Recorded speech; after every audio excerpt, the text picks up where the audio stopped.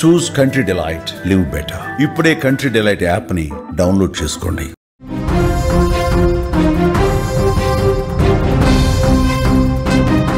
Breaking news చూస్తున్నాం. Bus ప్రమాదానికి సంబంధించి కొన్ని సంచలనమైనటువంటి విషయాలు బయటకు వస్తా ఉన్నాయి. శివశంకర్ ఎవరైతే ఆ బైక్ డ్రైవర్ ఉన్నాడో శివశంకర్, అతను విన్యాసాలే ఈ ప్రమాదానికి కారణంగా సమాచారం ప్రస్తుతం వస్తుంది. ఈ ఘటనకు ముందు ఒక పెట్రోల్ బంకులో ఆ బైకర్ కనిపించాడు. మరొక వ్యక్తితో బైకర్ శివ కనిపించిన పరిస్థితి. ఈ బస్సు ప్రమాదానికి కారణమైనటువంటి ఆ బైక్ వ్యక్తి నడిపినటువంటి వ్యక్తి ఎవరైతే ఉన్నారో ఆ వ్యక్తి సీసీ ఫుటేజ్లో అతనికి సంబంధించిన దృశ్యాలు కొన్ని బయటకు వచ్చాయి. సరిగ్గా ఈ ప్రమాదం జరగటానికి ఒక అరగంట ముందు ఓ పెట్రోల్ బంకులో అతడు కొన్ని విన్యాసాలు చేశాడు. దానికి సంబంధించినటువంటి దృశ్యాలు మీరు స్క్రీన్ మీద చూస్తున్నారు. మద్యం మత్తులో బైక్తో విన్యాసాలు చేశాడు. చూడండి, పెట్రోల్ బంక్ దగ్గర ఆ బైక్ని సింగిల్ హ్యాండ్తో స్టాండ్ వేసి ఉన్నటువంటి బైక్ని చుట్టూరా రౌండ్గా ఏ విధంగా తిప్పాడో ఒక్కసారి మీరు స్క్రీన్ మీద చూస్తూ ఉన్నారు. తర్వాత వెళుతున్నప్పుడు చూడండి, అక్కడే పడిపోయాడు. అక్కడ బైక్ని వేగంగా ర్యాష్గా డ్రైవ్ చేస్తూ అక్కడ అప్ నుంచి డౌన్కి ఇట్లా వెళ్ళే టైప్ సమయంలోనే ఒక్కసారి స్కిడ్ అని చూడండి, అక్కడే పడేవాడు. అంటే ఇక్కడ ఇది సీసీ ఫుటేజ్ను పరిశీలించేటటువంటి పోలీసులు అధికారులు అతను మద్యం మత్తులో ఉన్నాడని చెప్పి కూడా అనుమానం వ్యక్తం చేస్తూ ఉన్నారు. ఇక పూర్తి ఆధారాల కోసం అన్వేషిస్తూ ఉన్నారు. సరిగ్గా ఈ బస్సు ప్రమాదం జరగటానికి ఒక అరగంట ముందు, ఎందుకంటే బస్సు ప్రమాదం సరిగ్గా 2 గంటల 45 నిమిషాల నుంచి 3 గంటల సమయంలో జరిగింది. ఇక్కడ ఈ పెట్రోల్ బంక్లో ఉన్నటువంటి సీసీ ఫుటేజ్ కూడా అక్కడ టైం కూడా మనకు కనిపిస్తుంది 2 గంటల 23 నిమిషాలు. అంటే ఒక అరగంట ముందు, 20 నిమిషాల నుంచి అరగంట ముందు ఒక పెట్రోల్ బంక్లో అతడు చేసినటువంటి విన్యాసాలు, అతడు మద్యం మత్తులో ఉండే విధంగా ప్రవర్తించినట్టుగా కనిపిస్తుంది. 2 వ్యక్తులు కనిపించారు. శివ వెనకాల ఇంకొక వ్యక్తి కూడా అందులో ఉన్నాడు. ఆ వెనకాల ఉన్న వ్యక్తి మరి మధ్యలో దిగేశాడో ఎక్కడికి వెళ్ళాడో తెలియదు. కానీ ఇక్కడ బైకర్ శివ మాత్రం విన్యాసాలు చాలా స్పష్టంగా కనిపిస్తున్నాయి. అతడు దుందుడుకు వైఖరి, అతను ర్యాష్ డ్రైవింగ్, అతని వ్యవహార శైలి మొత్తం కూడా కనిపిస్తుంది. ఇక్కడ చూడండి, స్టాండ్ వేసి ఉన్న బైక్ని చుట్టూరా ఒక సింగిల్ హ్యాండ్తో ఏ విధంగా తిప్పుతున్నట్టు చూడండి. ర్యాష్గా ఏ విధంగా డ్రైవ్ చేస్తూ అక్కడ పడబోయాడు. కొద్దిగుంటే కింద స్కిడ్ అయిపోయి పడిపోయేవాడు. కానీ కొద్దిగా కంట్రోల్ అయ్యి ముందుకెళ్ళి పరుస్తుంది. దీన్ని చూసిన తర్వాత పోలీసులు చాలా స్పష్టంగా చెప్తా ఉన్నారు. అతనికి సంబంధించిన ఇన్ఫర్మేషన్ తీసుకుంటా ఉన్నారు. పోలీసులు తీసుకున్నటువంటి సమాచారం ప్రకారం రాత్రి 7 గంటలకే అతను ఇంటి నుంచి బయటకు వెళ్ళాడు. ఎక్కడికి వెళ్తున్నాడో కూడా చెప్పకుండా బయటకు వెళ్ళాడని చెప్పి ఆ కుటుంబ సభ్యులు చెప్తా ఉన్నారు. అంటే బయట పార్టీ చేసుకోవడానికి, మందు తాగటానికి ఈ విధంగా వెళ్ళుంటాడు. ఆ మద్యం మత్తులోనే ఈ విధంగా చిత్ర విన్యాసాలు చేశాడు. ఆ మత్తులోనే బైక్ తోలాడు. బైక్ తోలి అక్కడే పెట్రోల్ బంక్లోనే ఒక దగ్గర పడబోయాడు. ఆ ర్యాష్ డ్రైవింగ్ చాలా స్పష్టంగా కనిపిస్తుంది.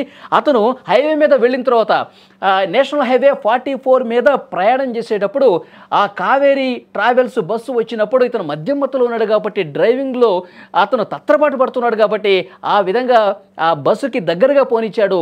బస్సు కిందకి వెళ్ళిపోయాడు. ఇంత దారుణం జరగడానికి కారకుడయ్యాడు. అతను మద్యం మత్తులో ఉన్నాడని చెప్పి పోలీసులు అనుమానిస్తూ ఉన్నారు. ఇప్పటికైతే పోలీసులు అనుమానం ఇదే. దీన్ని పరిశీలించిన తర్వాత ఈ బైక్ నెంబర్ ఆధారంగా అతను శివ గుర్తించారు. ఆ శివశంకర్ అనే వ్యక్తి ఎక్కడి నుంచి వస్తున్నాడో చూశారు. ప్రతి సీసీ ఫుటేజ్ను కూడా పరిశీలించినప్పుడు అతను పెట్రోల్ బంకులో చేసినటువంటి ఈ విన్యాసాలు కూడా బయటకు వచ్చినటువంటి పరిస్థితి ఉంది. అతను మద్యం మత్తులో ఉన్నాడు అనటానికి ఇది ఆధారంగా భావిస్తూ ఉన్నారు. ఇతను ఎక్కడ మద్యం తాగాడు, మద్యం తాగితే ఆ మద్యం ఎక్కడ కొన్నాడు, ఇవి కూడా అతి త్వరలోనే సీసీ ఫుటేజ్లో బయటకు వస్తాయి. కానీ ఆ మృతదేహానికి సంబంధించి పోస్ట్మార్టం రిపోర్ట్లో ఆ రిపోర్ట్ రావాల్సి ఉంది. ఇతను మద్యం సేవించాడా లేదా అన్నది కూడా ఆ రిపోర్ట్ కోసం పోలీసులు పరిశీలిస్తూ ఉన్నారు. నిజంగా మద్యం తాగి ర్యాష్గా డ్రైవ్ చేసి పూర్తిగా ఆ బస్సు ప్రమాదానికి కారకుడై ఉంటే గనక 19 మంది సజీవ దహనం కావటానికి ఈ మద్యం మత్తులో డ్రైవ్ చేసినటువంటి ఈ బైక్ డ్రైవరే కారణంగా తెలుస్తుంది. ఎంత దుర్మార్గం చూడండి, ఎంత దారుణం చూడండి. నిజంగా ఇతను మద్యం మత్తులో ఉంటే కనుక పోలీసులు ఒక అనుమానం మాత్రం వ్యక్తం చేస్తున్నారు. ఎందుకంటే అతని పరిస్థితి చూసిన తర్వాత, అతను అక్కడ బిహేవియర్ చూసిన తర్వాత, అక్కడ ర్యాష్గా డ్రైవ్ చేయడం చూసిన తర్వాత ఇతను దాదాపు మద్యం తాగుంటాడని చెప్పి అనుమానిస్తున్నారు. ఎందుకంటే ఆధారాలు కావాలిగా, పోలీసులకి ఆధారాలు పరిశీలించాలిగా. పూర్తి స్థాయిలో ఆ రిపోర్ట్ వచ్చిన తర్వాత మద్యం సేవించి బైక్ నడిపాడు అని తెలుసుకున్న తర్వాత అసలు విషయం బయటకు వచ్చే అవకాశం కనిపిస్తుంది. అన్ని సీసీ కెమెరాలు ఫుటేజ్లు కూడా పోలీసులు బయటకు తీస్తూ ఉన్నారు. ఇక్కడ టైం కూడా రికార్డ్ అవుతుంది. సరిగ్గా 2 గంటల 24 నిమిషాలు, అంటే ప్రమాదం జరగటానికి ఒక 1/2 గంట 20 నిమిషాల ముందు ఇతను అక్కడ కనిపించాడు పెట్రోల్ బంక్లో. అయితే 19 మంది సజీవ దహనం అయ్యారండి. 19 కుటుంబాలు పూర్తిగా ఛిద్రమైపోయినటువంటి పరిస్థితి ఉంది.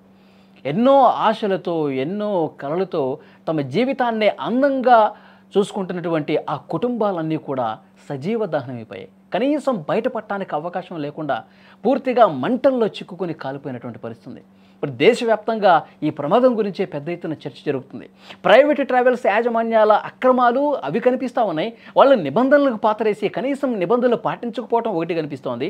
సరైనటువంటి సేఫ్టీ మెజర్స్ పాటించకపోవడం ఒకటి కనిపిస్తుంది. ఈ విధంగా ర్యాష్ డ్రైవింగ్లు చేసి మద్యం మత్తులో తాగేసి ప్రమాదాలకు గురి చేయడం ఇది ఒకటి కనిపిస్తోంది. సో వీటి మీద చాలా కఠినంగా వ్యవహరించాల్సినటువంటి అవసరం ఉంది. ఈ ప్రమాదాలు భవిష్యత్తులో జరగకుండా ఉండటానికి ఏవైతే చర్యలు అవసరమో అవి తీసుకోవాల్సిన అవసరం ఉందని చెప్పి చాలా స్పష్టంగా అధికారులు భావిస్తూ ఉన్నారు, ప్రభుత్వాలు భావిస్తున్నటువంటి పరిస్థితి ఉంది. కానీ ఈ వీడియో చూసిన ప్రతి ఒక్కరు కూడా ఇదే అనుమానం కలుగుతుంది, అతను తాగున్నాడు, లేదంటే అతను నార్మల్గా ఉంటే ఆ బైక్ని నార్మల్గానే తిప్పేవాడు, నార్మల్గానే కూర్చునేవాడు, నార్మల్గానే డ్రైవ్ చేసేవాడు. కానీ సింగిల్ హ్యాండ్తో ఒక హీరోయిజం చూపిస్తున్నాడంటే అతను మత్తులో ఉన్నాడు అన్నది కూడా పోలీసుల అనుమానం బలపడటానికి ఒక కారణం. మళ్ళీ డ్రైవ్ చేసేటప్పుడు అతను తత్తరబాటుకు గురవటం అది కూడా ఒక కారణం. సో డెఫినెట్గా మరికొన్ని ఆధారాలు, మరికొన్ని సంచలనమైనటువంటి విషయాలు అతి త్వరలోనే బయటకు వస్తుంది. నిజంగా తాగేసి 19 మంది కుటుంబాల్లో పూర్తిగా శోకాన్ని నింపినటువంటి పరిస్థితి ఉంది. పూర్తి స్థాయిలో ఇన్వెస్టిగేషన్ జరుగుతుంది. ఆంధ్రప్రదేశ్ ప్రభుత్వం 16 బృందాలు ఏర్పాటు చేసింది. 4 బృందాలు కేవలం ఇన్వెస్టిగేషన్ కోసమే చేస్తున్నటువంటి సిచ్యువేషన్ ఉంది. సో వాస్తవాలు అతి త్వరలోనే ఇంకా బయటకు వస్తాయి.